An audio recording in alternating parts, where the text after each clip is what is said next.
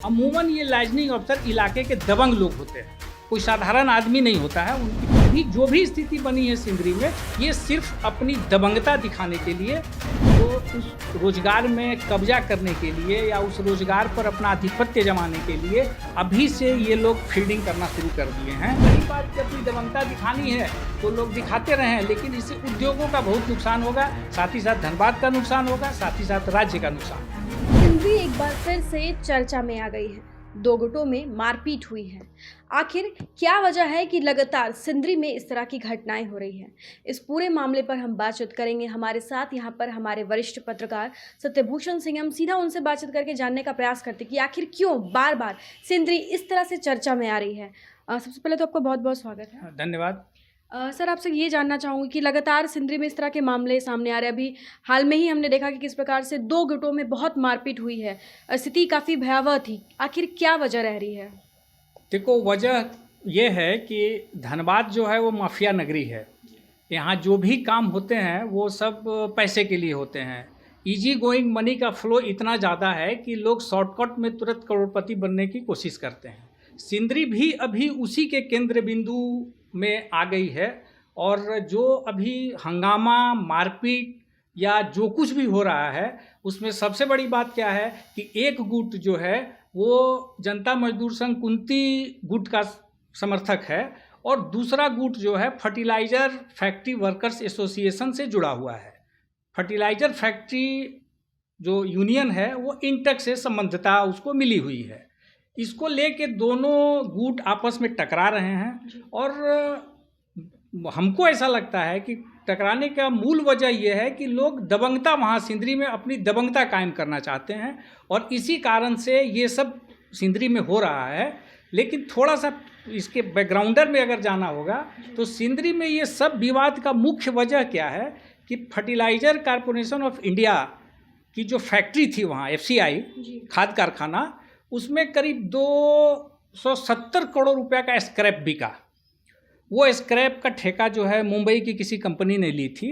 उस मुंबई के कंपनी ने यहाँ सिंदरी के किसी व्यक्ति को अपना मुखौटा बनाया। मुखौटा इन द सेंस कि कोयलांचल में इस तरह के काम बहुत होते हैं कि व्यवसायी लोग अपने किसी एक आदमी को आगे कर देते हैं और वही सारा कुछ संभालता है। कोई विवाद होता है तो सल्टाता है, कुछ होता है तो सब कुछ समझ लेता है, पुलिस से कोई प्रॉब्लम हुआ तो उसका भी सॉल्यूशन वो लोग ढूंढता है। और तुमको याद होगा कि यहाँ आउटसोर्सिंग कंपनियां जो हैं उसमें एक पद आजकल बहुत चला हुआ है लाइजनिंग अफसर का। तो ये लाइजनिंग अफसर वो कोई नहीं होते हैं, वही मुखौटा होते हैं कि आउटसोर्सिंग कंपनियों को जो भी प्रॉब्लम होगा, अगर कोई विवाद हो गया, कुछ भी हंगामा हुआ, तो वो लाइजनिंग अफसर जो है उसको सल्टाते हैं। अमूमन ये लाइजनिंग अफसर इलाके के दबंग लोग होते हैं, कोई साधारण आदमी नहीं होता है। उनकी कोई ऐसा नहीं कि कोई क्वालिफिकेशन उनके पास है कि वो ये क्वालिफाइड है इसलिए उनको लाइजनिंग अफसर बनाया गया। उनका सिर्फ एकमात्र यही क्वालिफिकेशन है कि किसी भी समस्या का समाधान उनके पास होगा। अगर वो मारपीट करना हो तो मारपीट करेंगे, केस मुकदमा लड़ना हो तो केस मुकदमा लड़ेंगे, या किसी को डराना धमकाना हो तो वो करेंगे। तो वही स्थिति में मुंबई की कंपनी ने भी सिंदरी के किसी एक व्यक्ति को ये काम दिया था। लोग बताते हैं कि उस कंपनी ने उस व्यक्ति को मोटी रकम दी तो पैसा थोड़ा सा बढ़ा, पैसा बढ़ने के बाद ये स्थिति पैदा हुई।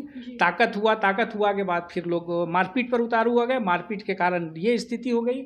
अभी जो भी स्थिति बनी है सिंदरी में, ये सिर्फ अपनी दबंगता दिखाने के लिए और कोई वजह नहीं है। सिर्फ हम बड़े तो हम बड़े, हमारी बात आप माने तो हमारी बात आप माने, इसी के लिए सिंदरी में ये बड़ा विवाद खड़ा हुआ है। बिल्कुल, आपने सर बताया कि किस तरह से हम बड़े तो हम बड़े, दबंगता वाली बात यहाँ सामने आ रही है। लेकिन आखिर सिंदरी में ऐसा है क्या जिसके वजह से इस तरह की घटनाएं हो रही है, मारपीट का गढ़ बना हुआ, और क्यों वहाँ पे लोग दबंग बनने की कोशिश कर रहे हैं? जैसा कि तुमको हम बताएं कि एक गुट जो है वो सिंह मेंशन का समर्थक है, दूसरा गुट जो है वो इंटेक से रिलेटेड है। अब ये लोग दबंगता क्यों दिखा रहे हैं? दबंगता दिखाने का वजह ये है कि सिंदरी में फर्टिलाइज़र कंपनी बंद होने के बाद हर्ल का प्रोडक्शन शुरू होने वाला है। तो सिंदरी एक धनबाद जिले की औद्योगिक नगरी फिर से बनने जा रही है। तो वहाँ दबंगता रहेगी, तो प्रबंधन हो या कोई भी हो उनकी बात मानेगा, नंबर 1। नंबर 2 कि इलाके में अपना दबदबा कायम करने के लिए, इलाके में हम जो चाहेंगे सो करेंगे, उसके लिए ये सारा प्रकरण हो रहा है। और जो मारपीट की घटनाएं हुई हैं, इस घटना के पीछे इधर 3-4 दिनों के अंदर में लोग जैसा बताते हैं कि बलियापुर थाने में संतोष चौधरी ने लक्की सिंह और उनके कुछ लोगों के खिलाफ मुकदमा कराया है। उस मुकदमा में शायद अभी कोई गिरफ्तारी नहीं हुई है। उस गिरफ्तारी के बाद इन लोगों में तनातनी चल ही रही थी। उसी के बाद छोटी मोटी मारपीट की घटना भी शायद हुई, किसी के समर्थक को किसी ने पीट दिया। पीटने के बाद स्थिति क्या हुई कि लक्की सिंह के ऑफिस पे हमला बोल दिया गया। और देखिए, हमला भी 2 राउंड में बोला गया। एक हमला शाम को हुआ, दूसरा हमला फिर देर रात को हुआ। और देर रात को हमला हुआ तो उसमें 8 लोग कम से कम घायल हुए। जैसे कि पुलिस जब वहाँ पहुँची तो 6 लोगों को तो पुलिस ले जाकर हॉस्पिटल में भर्ती कराई, और कुछ लोग शायद धनबाद के PMCH में भर्ती हैं। तो अब उनकी क्या स्थिति, नॉर्मल हैं लोग, लेकिन अभी तनाव की स्थिति बनी हुई है। और लक्की सिंह के किसी संबंधित द्वारा सिंदरी थाने में FIR भी इस घटना को लेकर दर्ज कराया गया है। अभी कोई किसी की गिरफ्तारी नहीं हुई है। और इधर इसमें राजनीति भी ऊपर चढ़ के बोल रही है। वजह यह है कि संतोष चौधरी का कहना है कि हमला जो हुआ है उनके लोगों को पकड़ कर पीटा गया है, इसलिए गिरफ्तारी होनी चाहिए और लक्की सिंह पर रासुका लगनी चाहिए। उनका यह भी आरोप है कि लक्की सिंह पर इसके पहले भी रासुका लगा था और काफ़ी दिनों तक वो जेल में थे। जेल से निकलने के बाद फिर ये सब हो रहा है। तो संतोष चौधरी का कहना है कि फिर से विवाद न बढ़े, इसलिए उन पर रासुका लगा के उनको जेल में डाल दिया जाए। और अब आगे देखना है क्या होता है इस मामले में। सर, ये जानना चाहूँगी कि जो दो गुटों में जो हमला हुआ है, संतोष चौधरी और लक्की सिंह, क्या इन लोगों का कोई राजनीतिक पकड़ भी है, जिसके वजह से इन लोगों के अंदर हम देख रहे हैं कि हम बड़े का जो ये लगा हुआ है? बात यह है कि संतोष चौधरी के भी परिवार वाले लोग सिंदरी के ही रहने वाले हैं, और लक्की सिंह के परिवार वाले लोग भी सिंदरी के ही रहने वाले हैं। तो ये लोग सिंदरी को बहुत अच्छी तरह से जानते हैं, और यह भी समझ पा रहे हैं ये लोग कि अब सिंदरी जो है बहुत इम्पोर्टेंट प्लेस होने जा रही है। हर्ल कंपनी जब प्रोडक्शन शुरू करेगा तो ट्रांसपोर्टिंग से लेके और बहुत सारे प्रत्यक्ष अप्रत्यक्ष रोजगार उत्पन्न होंगे।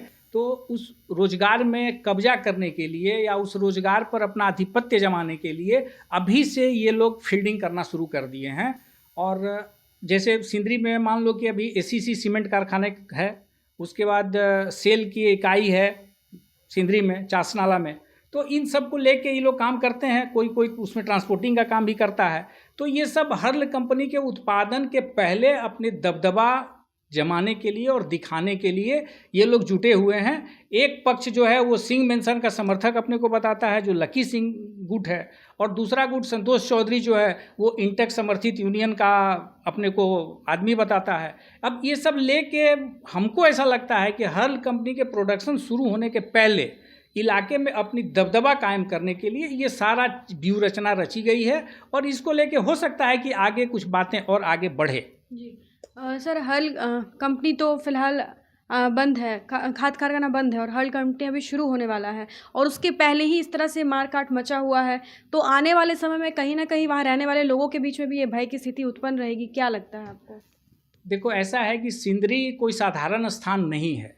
सिंदरी 1951 में देश के पहले प्रधानमंत्री जवाहरलाल नेहरू ने खाद कारखाने का उद्घाटन किया था, और उन्होंने कहा था कि ये मेरा ड्रीम प्रोजेक्ट है। तो उद्घाटन इसलिए हुआ था कि देश में हरित क्रांति लाने के लिए खाद की ज़रूरत थी, तो उसके लिए सिंदरी में खाद कारखाना स्थापित कराया गया।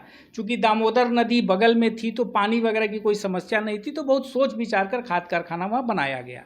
खाद कारखाना चलता रहा। 2002 में यह खाद कारखाना बंद हो गया। उसके बाद तो सारी व्यवस्थाएं ही ठप हो गई। सिंदरी की सुंदरता खत्म हो गई। उसके बाद फिर सेंट्रल गवर्नमेंट ने कई कंपनियों को मिलाकर हर्ल बनाया, और हर्ल जो है फिर उत्पादन करने जा रहा है। तो अब हो सकता है कि 2022 में ही उत्पादन शुरू हो जाए। तो उत्पादन शुरू होगा तो वहाँ प्रत्यक्ष अप्रत्यक्ष रूप से रोजगार तो बहुत सारे उत्पन्न होंगे।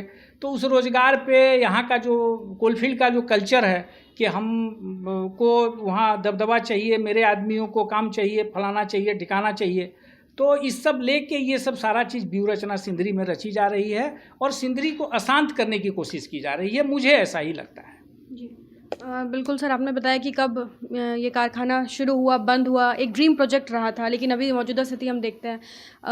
अभी स्थिति ये हो गई है कि धनबाद में या फिर कहीं भी अगर उद्योग की एक शुरुआत होती है, उसके पहले ही इस तरह की मार-काट की स्थिति उत्पन्न हो जाती है। आखिर क्या वजह और कब तक इस तरह से आगे भी जारी रहेगा? धनबाद का तो यही दुर्भाग्य है कि यहाँ धनबाद के पास रॉ मटेरियल बहुत है, कोयला यहाँ का रॉ मटेरियल है, कोयला आधारित उद्योग भी यहाँ हैं, लेकिन बहुत सारे उद्योगों को राजनीति के कारण उसको बंद हो जाना पड़ा, मालिक लोग बंद करके चले गए। वजह यह है कि अब आंदोलन झेलते झेलते मालिक भी परेशान होते हैं। एक तो हैवी इन्वेस्टमेंट करके कोई उद्योग लगाते हैं और उसके पहले ही सारी सब विवाद शुरू हो जाता है। अभी जैसे हाल में अभी उत्पादन शुरू हुआ नहीं है, लेकिन नौकरी के लिए धरना प्रदर्शन सब होते रहा है। तो इस तरह से करने से धनबाद का ही नुकसान होगा। यहाँ के सारे लोगों को ये समझना चाहिए कि इससे धनबाद का ही नुकसान होगा। कंपनी चालू हो जाए, उत्पादन शुरू हो जाए, उसके बाद जो सरकार के नियमानुसार जो भी हैं उसे डिमांड रखिए, अपना डिमांड को पूरा करिए, रोजगार लीजिए। रोजगार का मतलब सिर्फ नौकरी थोड़ी है, इनडायरेक्ट भी तो रोजगार बहुत होता है। अगर सिंदरी में हर कंपनी का उत्पादन शुरू हो जाएगा तो इनडायरेक्ट बहुत सारा रोजगार शुरू हो जाएंगे। आज सिंदरी जो उजड़ रही है वो सिंदरी फिर से एक बार सुंदरी हो जाएगी। तो ये सबको सोचना चाहिए। नहीं सोचने से इस तरह से रंगदारी मार काट का कोई स्थान नहीं है। और रही बात कि अपनी दबंगता दिखानी है तो लोग दिखाते रहें, लेकिन इससे उद्योगों का बहुत नुकसान होगा, साथ ही साथ धनबाद का नुकसान होगा, साथ ही साथ राज्य का नुकसान होगा। जी, तमाम जानकारी के लिए आपका बहुत बहुत धन्यवाद सर। तो बिल्कुल सर ने बताया कि किस तरह से खाद कारखाने की जब शुरुआत की गई थी तो भारत के पहले प्रधानमंत्री जवाहरलाल नेहरू ने कहा था कि उनका ड्रीम प्रोजेक्ट, हालांकि 2002 में ये कारखाना बंद हो गया और उसके बाद स्थिति सिंदरी की हम सभी उससे वाकिफ़ हैं। और अब एक बार फिर से जब हर्ल कंपनी की शुरुआत होने वाली है, उसके पहले ही इस तरह के कई मामले सामने आने लगे, मारपीट होने लगे हैं और जिसका कहीं ना कहीं असर सिंदरी पर देखने को मिलेगा। धनबाद में यही बातें जो है वो हमेशा उठती है कि कोई भी अगर नया कार्य शुरू किया जाता है तो उसके पहले ही कई तरह की अड़चन और कई तरह की विडंबना आने लगती है, और यही स्थिति सिंदरी में भी हम देख सकते हैं। हालांकि इस पूरी चीज़ पर अगर रोक लगता है तो इससे ना सिर्फ धनबाद बल्कि पूरे राज्य में भी काफ़ी उन्नति देखने को मिलेगी और इसका काफ़ी अच्छा रिस्पॉन्स पूरे झारखंड में भी देखने को मिला। अब देखते हैं कि आने वाले वक्त में जो हर्ल कंपनी खुल रही है इसका क्या कुछ असर पूरे सिंदरी पर देखने को मिलता है और इस तरह की जो लगातार मामले मारपीट के सामने आते हैं, क्या इन पर विराम लग पाता है। अपने सहयोगी प्रकाश के साथ Shambhavi Singh, the news post, Dhanbad.